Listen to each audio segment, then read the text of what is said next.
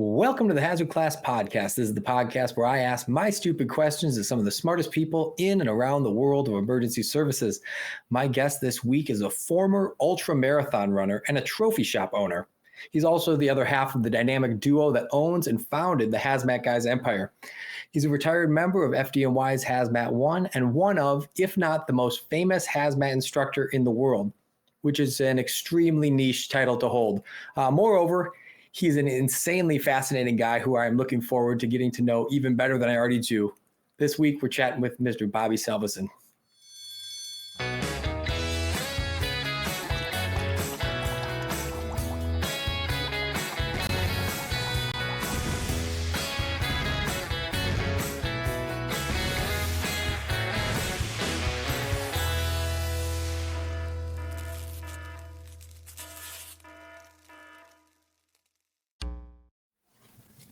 Bob, thanks for joining me, buddy. My pleasure. I've been waiting for this. Yep. So last week we did Mike. This week we're going to catch up and find out who you are, right? Kind of the same thing we said with Mike. I do these podcasts and I get to know the man behind, the instructor or the fire service guy. But I realized I never did it with you guys. So I think it's fun to dive in. Last week we learned about Mike being a former ballerina of sorts from Texas. A lot of interesting facts about him. And so I hope we can dig some of that stuff out of you too. But before we start, there's only one way to start an episode of Hazard Class, and that's with the Wheel of Stupid Questions, which is just a reminder that asking questions is good. If you point your stupid questions at a smart person, sometimes you can get some pretty smart answers. So with that, we'll get into that and we'll get on with the show.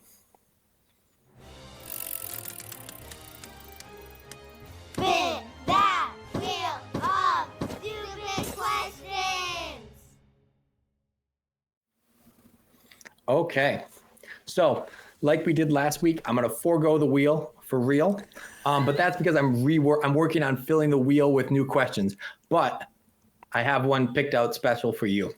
Okay. So some people might not know this about you, but you're a little bit of an AI wizard, very deep in the AI weeds. You know everything about every AI and what they're good at, what they're bad at. The real question on everyone's mind is, will AI become sentient and make certain destruction of humanity? I don't think so. Why? I think there's going to be a plateau of it. I think it's going to become something where it could be autonomous to the point where, like, the new agents that are out are able to actually act on your behalf. Like, you can say, "Here's my grocery list." It'll go on the food store's website and buy it with your credit card. Like, that's a thing. Now, so when it becomes sentient, theoretically, that moment of singularity, will it hate humans and want to destroy us like Skynet from Terminator? I think it will despise us, yes. For all the dumb searches inside of ChatGPT that we forced it to generate, I can't imagine we're building a lot of good social credit with the AI world right now. That is true. I think it's gonna keep snowballing. The rate of increase is just stunning, but at the same time, I think it's going to plateau at a certain point for that. What do you think that moment of singularity looks like in all actuality? I don't know. I think it's going to get to the point where you can just give it a complex thing, and I'm talking like very complex, something that only a human could have done, and it'll carry it out in like 10 minutes. What would it taken you 8 hours to do? Because we're regularly doing that stuff now. Mm-hmm. But so what's the ethics of the idea of it becoming aware of itself, and then does it have consciousness? This reminds me of this. This is going to be only for the people watching videos, which is a very small portion of the podcast. But do you remember that old show, Touched by an Angel? This is way specific if it's not. There used to be this show on like ABC that at the end of every episode, they would say, they would reveal that they were actually an angel, and then the light would turn on them, and that would be how they showed it. And that's what just happened for the video audience. Bobby's mic or Bobby's light went off, and then all of a sudden it came back, and it felt like I noticed that at a certain time, my whole shop shuts down, and I'm like, oh, it's that time, so I got to restart it now. That's really funny. Yeah, and it looked like you just came back to life, like you turned on. I love it. But okay, well, I feel happy to know that you don't think, as the person that knows the most about AI that I know, you don't believe that we're going to face our imminent demise. I don't think so. I think it's all in the movies. I mean, listen, is there a little bit of modicum of truth to it? I think there is. But I don't think it's anywhere in the next, like, 2 to 3 years, I will say. Well, 2 to 3 years. I'm going to hopefully be alive a lot longer than 2 to 3 years. I can't make any guarantees after that. I got to think about at least maybe, I don't know, 50 or 60 years more that we have to avoid certain death. By then there will be things happening. I think there'll be a lot more automation. Okay, let's get into the real deal. Yeah. So I want to talk origin story. Who is Bobby Salvesen? Where are you from? Where were you born? What are your parents like? What's going on? Oh my God. All right. So I was born in a suburban town. It's the quintessential. It is like the poster child quintessential suburban town. It's called Levittown. It was one of, I think, 2 or 3. There's a Levittown, Pennsylvania. There's a Levittown, New York, and I think there's one more in like Idaho or something like that.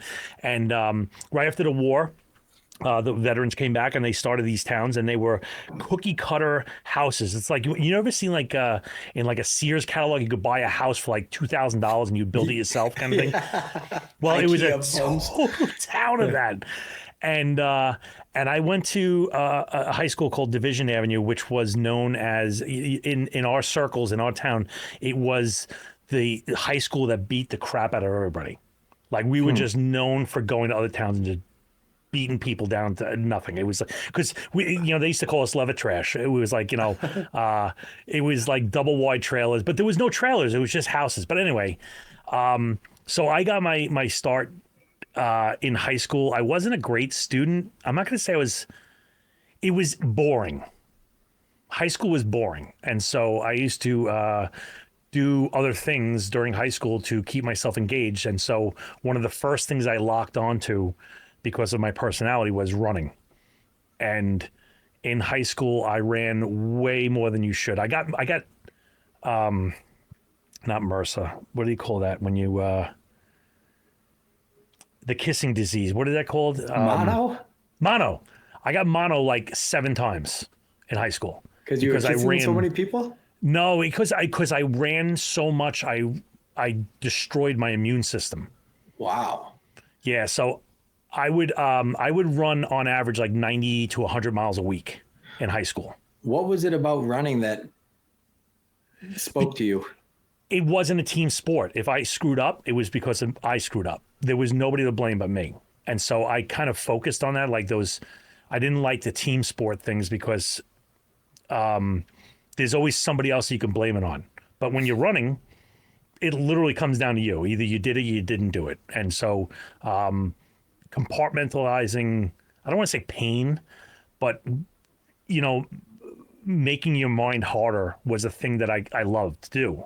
It was just like focusing. And when you're out doing that many miles or whatever, so I didn't have, when I grew up, my parents my mother was a stay-at-home. My father was a paramedic for New York City EMS at that point. And so we didn't have a ton of money. We were comfortable, I'll say, but I didn't have enough money to go and get beer in high school. So I would run against all the jocks that thought they were fun, they're fast, and I would race them for like a couple of beers, and I would beat them over and over and over, and then I'd have a case of beer. Yeah, and that took me right to the end of high school. I went to New York Institute of Technology started as electrical engineering, and then I went on to pre-med, and then I went to chemistry. And yeah, that was because I like chemistry. It was like, again, that theoretical kind of stuff that it sticks to me. And I went into the volunteer fire service at 18 years old. I maybe 18 years and a couple months. Joined right out of high school, and because my father was also in the volunteers, same fire department, and I went through those ranks 3 times at the company level officer, because it was cool, like to be like you're 18, 19, 20 years old and you're in charge of something. It was like the first time exposing to that, and that's really where I got the clip for instructing. I have a question going back to, you talked about how you liked running because it was solitary, and now you go into firefighting, which is kind of the quintessential. So often you hear, I came into the fire service because I played football or did this team sport and I liked how it felt the same. How did that feel to you coming into that environment when that's totally team focused versus that solitary thing you were doing? You know what? It's funny you say that, because I kind of see it on both ways. Firefighting is both a team sport and it's an individual sport. Like, if me and you go into a fire and we walk into the smoke of the front door and I hook a right and I go into the closet and I close the door, and you go in and you pull 4 people out of that building, right? And we come out afterwards and you're like, holy cow, did you see those conditions? And I can make up total crap. Nobody knows if I was actually helping you or sitting in a closet. It's all kind of honor system of like, at a certain point in firefighting, it's like kind of like you got to be an individual and you got to do the right thing. And we team do things, but do you really on all things? I mean, there's guys on fire companies that are slugs and they pretend. And then there's guys that really do because they've proven it over and over and over. Those guys that really do are not team players. And they're not in a bad thing. They're just so exceptional, they shadow the team. So like in my mind, being in a fire company or being on a fire ground, you should be the guy that is so exceptional that you should be beyond the team to a point, coordination and everything like that. But, like when I went to special operations, I was like, I don't want to say I was exceptional, but I was like one of the shining stars of my company. And then you go to a special operations and you are one of the 30 shining stars of 30 different companies. And you're like, I'm lost in the shuffle again. And then you got to shuffle to become exceptional in that company, which is another story. So what do you remember about those early days coming into the volunteer? So like your father was not a firefighter. He was just working in EMS as a paramedic or an EMT. Right. He was in New York City. That was his job, but he was a volunteer firefighter, and he stepped back so it wouldn't overshadow me. Okay. So he kind of he was already in for like 25, 30 years when I joined, and so he wasn't jumping on the rig or anything anymore, and so that gave me the light to sink or swim or shine or not on my own, and I like that. Like it was my time to do it. So I pushed on and I kind of set the pace. I want to say, because you were either keeping up with me or you weren't. That was it. There was no shouldering me. So you joined the volunteers. How long are you in the volunteers before you take the test for New York? Well, I was kind of an exception. You can't really get on New York City Fire until you're 23 years old. But I kind of, and this is before the door was even established, I went into New York City EMS as well. And I was like, this is cool. I can do what my father's doing and I can become a medic and all that stuff. And I did. And I did that at 19 years old. Okay. So, yeah. So when I came in, about 7 or 8 months later, New York City EMS was taken over by FDNY. And so I was grandfathered into FDNY EMS. And then maybe 6 months after that, they opened the first promotional exam for EMS to go to fire. Okay. And that was like 99. So I started in 95. I went over to fire in like 99. And then my fire career started. How quickly did you drop your paramedic? I kept it for quite a while. I mean, to the point where I was like, if I had to pull this thing out and do something, there is a high likelihood I would kill somebody. Like I'll forget a decimal point. I'll be like, is it 2 or 20? I don't know, whatever. Just give him 20. So you apply, I assume so you didn't have to do the testing process at all for that lateral transfer? Oh no, you had to do everything that everybody else had. So when I took the test, I was on an EMS promotional exam and also the open competitive exam. So there was two different numbers you were on. Oh, interesting. Yeah, it just so happened I actually went off the EMS exam and not the open competitive, but I did pretty good on both. Okay. So then you make the decision to take this job. What's that like? You're excited about that, I assume, at this point? This is the only thing you want to do, or did you have other things kind of on the burner? If you would have told me when I was in EMS that I was going to be a fireman, I would have laughed you out of the ambulance. There's no way. I had no interest in doing it. And then my partner, Annette, she was awesome, and she was studying her ass off to get onto the fire. And she's like, "You should look at this book." And I kind of opened up the book. It was like a small booklet, and in a night or two, because we used to work East New York in midnights, which was horrible, but that's more stories for another day. I memorized the whole book in like 2 nights. It wasn't thick. It was kind of easy. I was like, all right, say these things, do these things. It's like, what color is the red fire truck? Red. Yeah. And that was the answer. It's like, are you serious? This is the question. So I took the test and I crushed it, and she didn't. And I felt bad. Oh no. And so she stayed in EMS and I went to fire. Did she stay for a long time, like a career's worth in EMS, or no? Do you know? Yeah, I think she did. I think she stayed on for a while. A lot of the people that I was in EMS with moved over to fire with me. But, they only took I think my class was like 160 guys going into Proby school, but that's kind of small considering what FDNY, I think they do like 3 classes of 300 a year. Wow, that's crazy. So my class was really small considering. So you get into Proby school, and you come out to the stations. How's that go? What's the hook? Where do you land? What's up? I wanted to go to a truck company. In the volunteers, I was in a truck company, so I wanted to go to a truck. And usually, because there's two times as many engines as there is trucks, typically people gyrate to engines. But I was lucky. I went to a tower ladder right out of Proby school. I went to it's like Marine Park, South Flatbush, ladder 159. They call it the friendly firehouse. It is not a friendly firehouse. I was the junior guy by 17 years. Holy cow.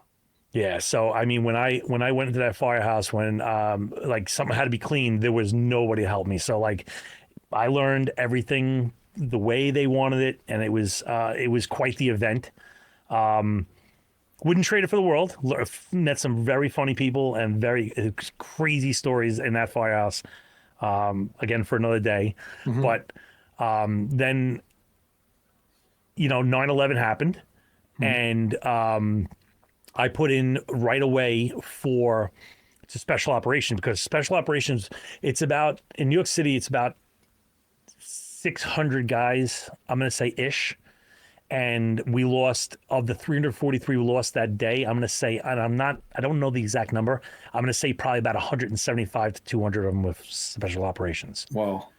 So there was only 2 special operation companies that were not touched.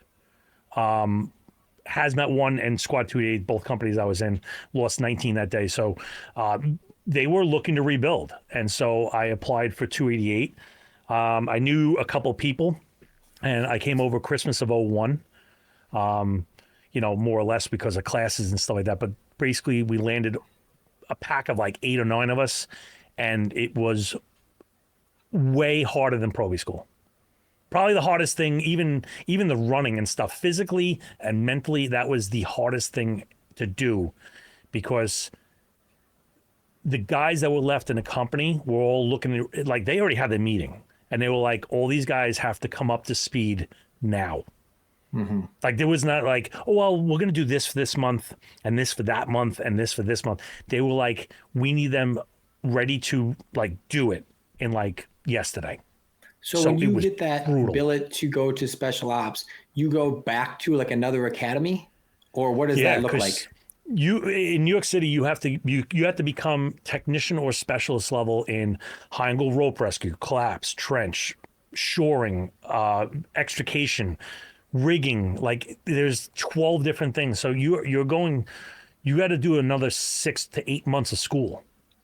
Wow. To get it. So you get like, I think they call it a 1006 rating, is a technician for all special operations.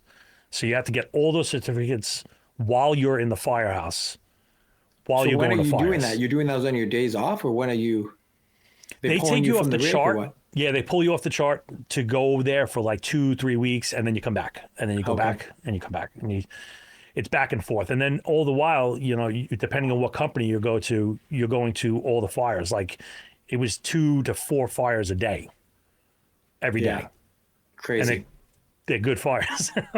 Yeah. So you land, I know this because I know you, but you go straight to 288 from that? Yep. Right onto 288.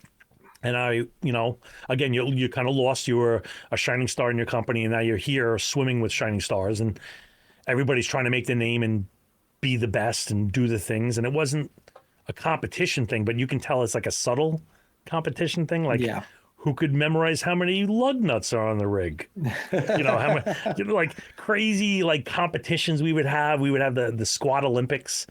We could see, you know, who could do, you know, the life-saving rope the fastest, and totally unnecessary things, but it was just for bragging rights, which is cool. I like that. Yeah.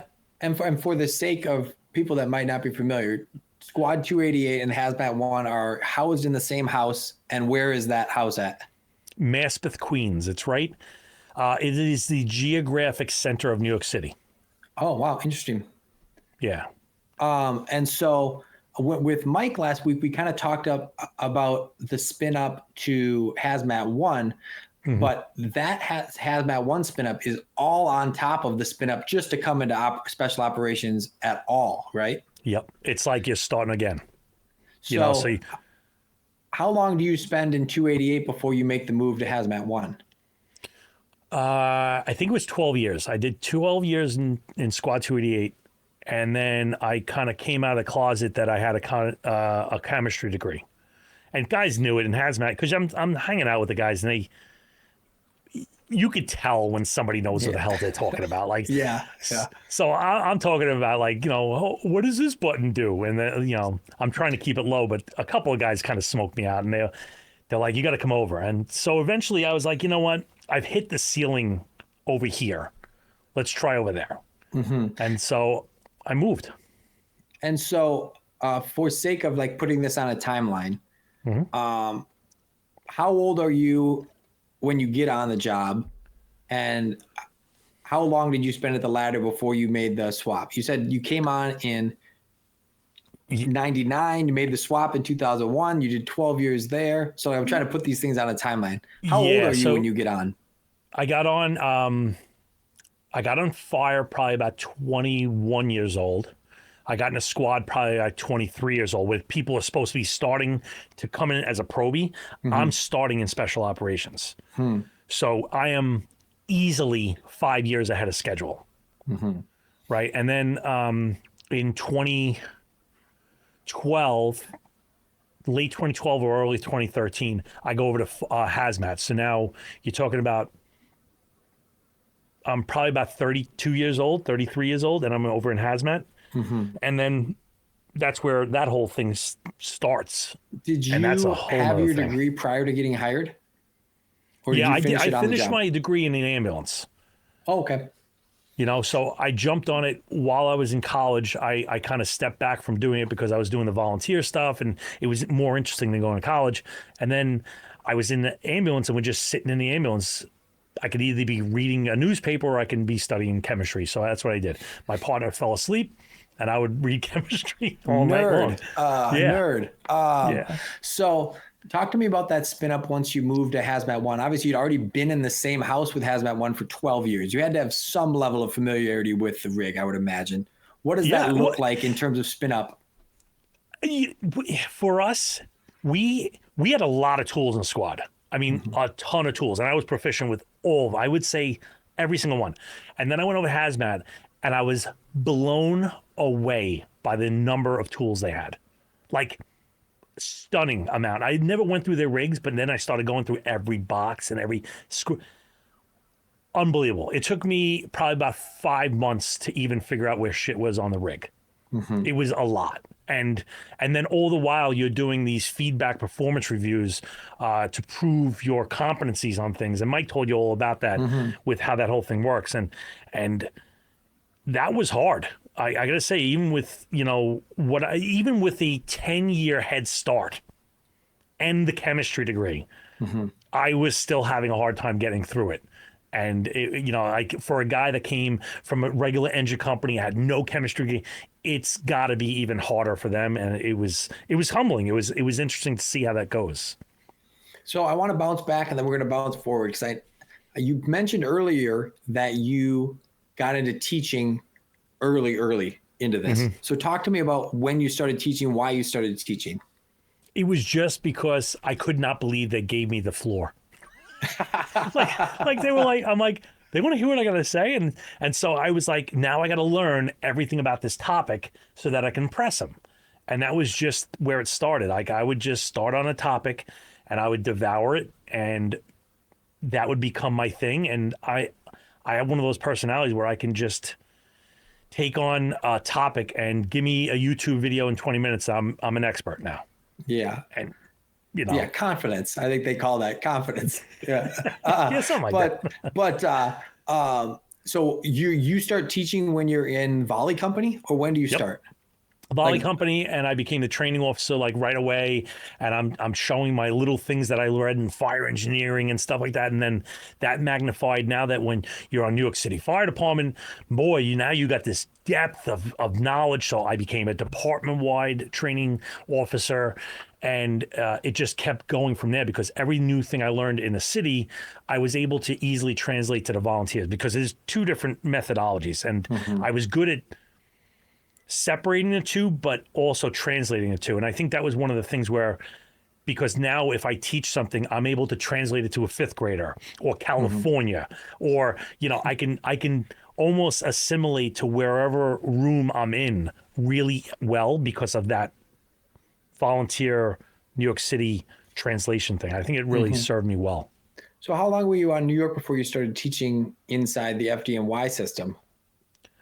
Probably about 8 years. I started going to the rescue school and teaching confined space, high angle rope rescue, collapse, and that stuff. I didn't do a lot of it when I was on the rescue side, but when I got into the hazmat side, that's when I really, really started teaching, like, a lot. Like, months and months of the year I was out at the hazmat school teaching, running full classes, doing everything. And that's where I really took on a lot of teaching, and a lot of my reps were there. So now I'll bounce back to kind of where we were. We meet up to where we were at with you at Hazmat One, working through the company, getting used to everything on the rigs, doing those presentations as you gain competency with all the different components of the rigs. And from what Mike was saying last week, you go, what's up with, like, how are we supposed to learn about this? You're looking for resources, it would seem. And then you say, have you ever seen a podcast about hazmat? It's something to that effect, right? How did you make the leap from doing the spin up to going, how come there's nobody talking about this? Yeah. We're talking about 2015. So it was still relatively a new medium. And, I was like, man, there's just nothing out there. Like, you're either reading a book, you're reading an article online or something like that, but there was no podcast on it. I'm like, really wouldn't be hard. We're in a company this is all we do. I'm like, this would not be hard to find, some topics and get on there. Let's try it out. So we tried it out, and Mike told you, like, those topics just kept coming in because we kept on having new, things that happened in the company. We would just talk about it. But the funny thing is, I still have the first 150 topics, and this is before AI. So this is literally done by us. I still have the 150 first topics. I'm going to say we still have 110 we haven't even touched. Oh, for real? Yeah, we haven't even touched them yet. So there's still there's some legwork left. What was do you remember your first introduction to podcasting as a platform at all? What were you seeing Beer. Which was what? I was doing home brewing of beer. That's what got me into podcasting. Interesting. Yeah, I was brewing my own beer Me and the wife just got married, and she says you can do it. And I started brewing my own beer, and the only place to find information was on podcasts. Interesting. Yeah. So that was my first foray. So you make this decision with Mike. Let's start a podcast. There's no one in the market. I didn't ask Mike this, and I held it because I'm pretty sure it was probably you, knowing you. Where does the name the Hazmat Guys come from? Other than the obvious, but what's that decision? Was there any other topics or other names that you ever thought about going with? No, it was. I'll give you a quick funny story, because it was nothing more than what can we call ourselves? And I'm like, well, we're the Hazmat Guys. We'll be those guys, because you can't be the other Hazmat Guys. It's just one Hazmat Guys. That's it. Yeah. And so we figured we'd take just slam the gavel down in the middle of the room and call attention to ourselves and be the Hazmat Guys. And like, it's hard to calibrate against that. Yeah. So it was a good market share push to do it. And the funny thing is FDNY has this thing called FDNY Pro. And it was like, when they first started it, we were already like 100 episodes in. And they came to us and they're like, we would really like you guys to be the voice of the FDNY Hazmat branch. We're like, this sounds great. They're like, we'll pay you guys to do the episodes. We're like, this is the best. This is going to be amazing. The week later, they call us back. They're like, and this is probably 2018. So this is way before the craziness in the world became. They were like, listen, we need you guys to change your name to the Hazmat People.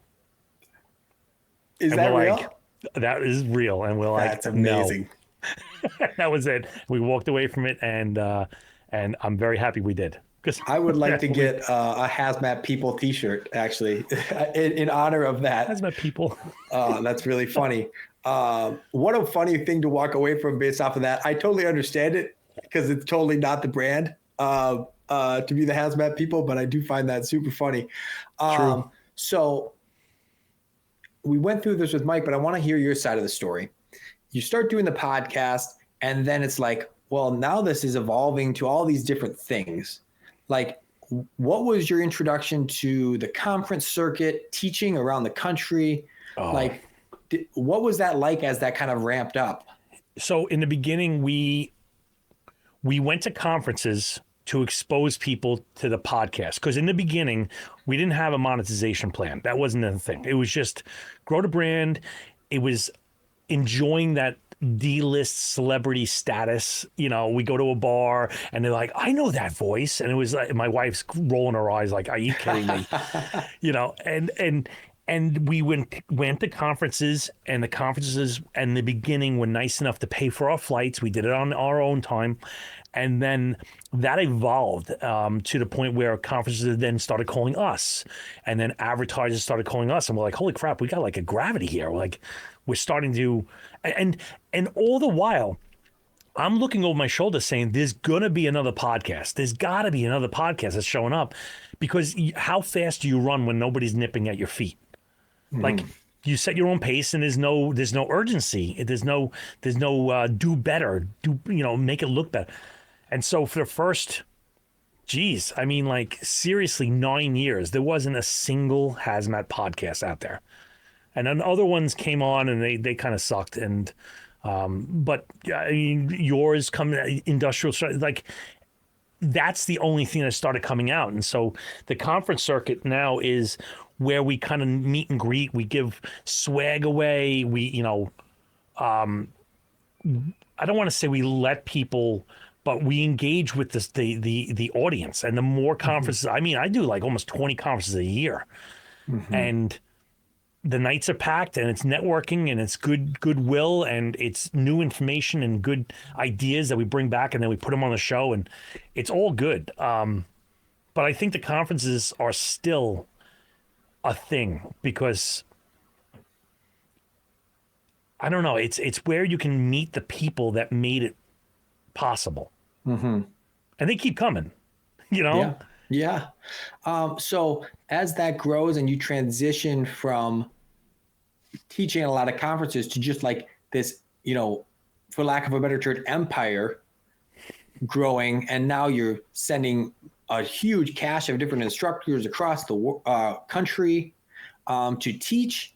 What was building that like? Like I know part of us is still in that process, but it's.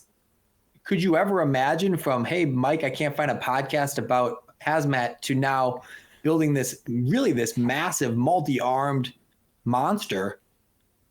What was that scaling like, and how many times have you looked in the mirror and went, holy shit, what's going on? Well, it was like the podcast, for the first 8 years, I'm going to say 7.5 to 8 years, was almost like building up tension in the spring.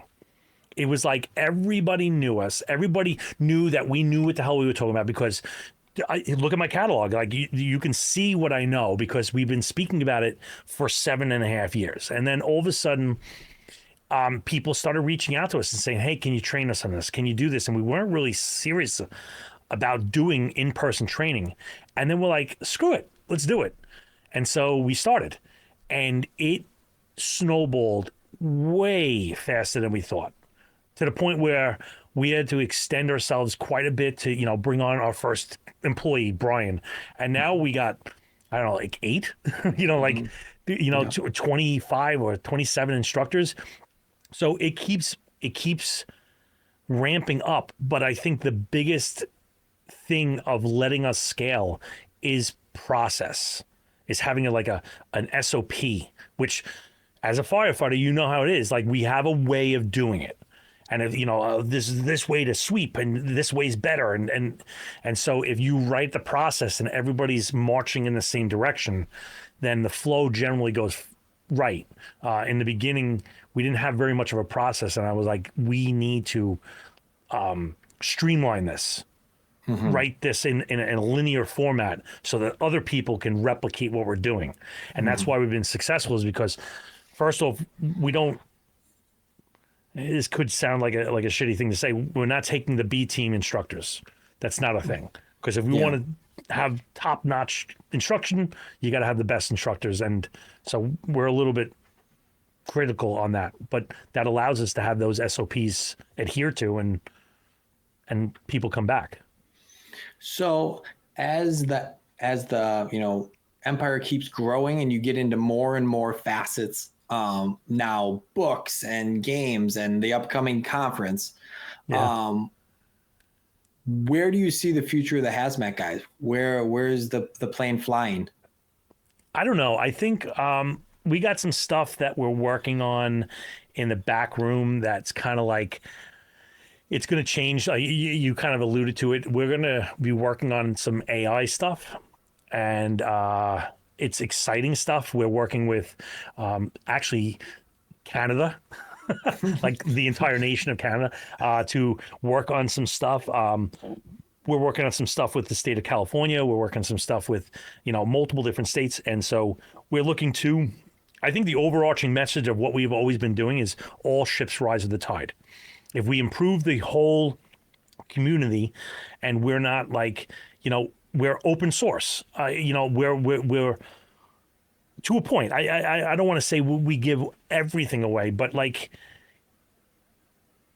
we're very much in collaborating, partnering, showing, doing, getting in there. Call my cell phone. You could talk to me for a half hour, 45 minutes, an hour, whatever it is.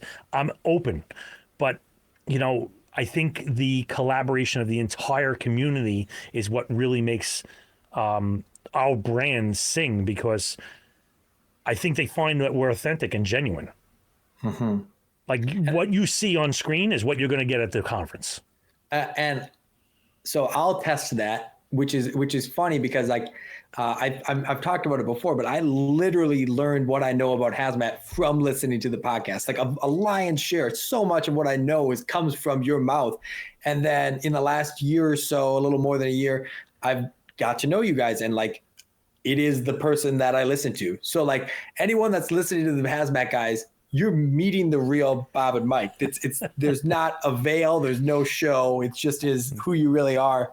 And it's been really cool to kind of do that. But so as we look forward, I'm not asking for it because I don't want it, but will you ever retire? I mean, you seem like you just work and work and work. Do you ever see not doing it? No, I honestly, I thought about that many times. I closed the chapter on the fire department. Now I open this chapter, and I think this is going to go until it goes. And then I will find something else that I will become proficient in and do and enjoy. But I don't see myself really going onto the beach and just sitting there day after day. I would get bored in an hour. Mm-hmm. So then, there's one other thing, I guess, maybe this might splinter on us, but one other thing is like, you've also done all these crazy things along the way that I think we have to also talk about, which is like, I'll list a couple that I can think of, mm-hmm. and you fill in the gaps, right? You also have owned a trophy shop for 30 years or something? 2002, I opened that. Okay, so 20 plus years you've owned a trophy shop on top of all this. Yep. You've run multiple ultra marathons. Yep. 50s, 100s, 24 hours. Yeah. What else am I missing? Give me some more behind the curtain. What are your hobbies? What do you do? I feel like you only work. Do you ever do anything for leisure? What do I do for leisure? I haven't played in a year or two, but I was a competitive bagpiper. What? Yeah, I was competitive bagpiper. Let's go back to that because you said that easily. What is competitive bagpiping? So I played on a fire band as a bagpiper, and then I started, obsessively playing over and over and over, and I got pretty good. So then we would compete on the in grade, what they call grade 5, which is like the low grade, as a team, and then I did individual grades, and I got up to grade 4, and then I kind of stopped because I started getting heavy into the volunteers and special operations. I didn't have time, but I could still play. I practice so much, I could probably still play a couple tunes without a problem right now. Do you play any other instruments?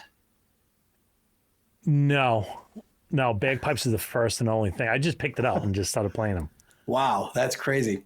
Okay, So before you go, I want to get 2 more things.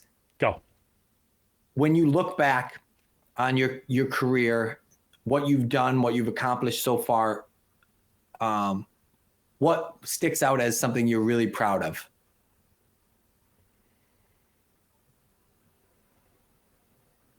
Not taking a medal for everything I did. If I got an award or something for every dumb thing I did, which is probably a good thing, because you got to be aggressive in these things. I'd have a lot, but I'm happy I didn't take all of them. And it looks, if you look at my jacket, it's like there's nothing on it. It's like, boy, what did this guy sit in a closet all, every fire? And yeah, I did that. I know what I did. I did some things, and I like that. I didn't need the pat on the ass every time I did something. That wasn't the cookie that kept me running. It was just doing it. Mm-hmm. So I'm happy with that. Okay, and the last one, same thing I did with Mike. Give me a preview of Southernmost. What are you excited about the Southernmost Hazmat Conference coming up in February? You got to give me some teasers. What are you excited about? I'm excited. I'm most excited for the engagement. I think the vendors are going to get a tremendous. It is going to be very different because there's other conferences out there. We're doing different things.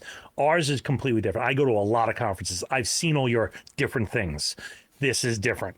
So the vendors, everybody that we're talking to, they're all excited. The instructors are excited. I have a feeling it's going to be very. There's going to be a lot of memories.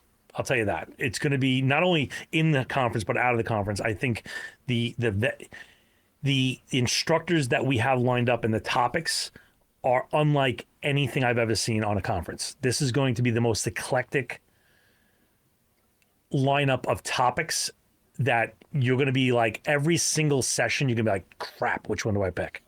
Mm-hmm. That's what I wanted. Yeah. Beautiful. I'm excited for it. And I'm super happy that you took the time to chat with me today, Bobby. It's always a pleasure. I love peeling back the onion and getting to know more about the man. And thanks for chatting. My pleasure.